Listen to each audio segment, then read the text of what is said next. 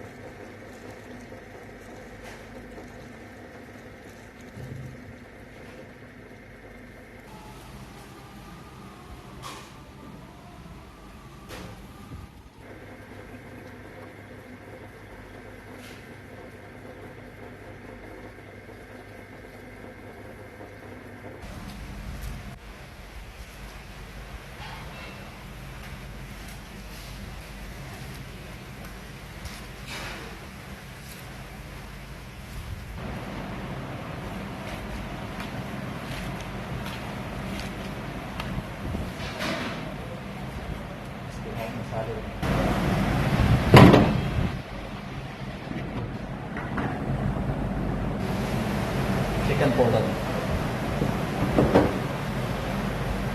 या अजवाइन एक चम्मच के अंदर से डाल दो। गरम मसाला,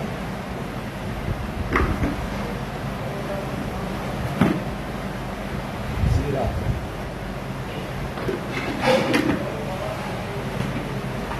और धनिया। फिर मैंने इसको फिर मिक्स करें।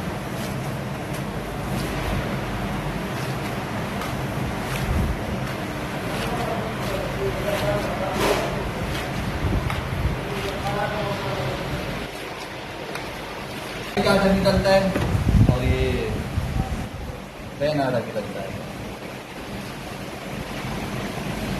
मैदा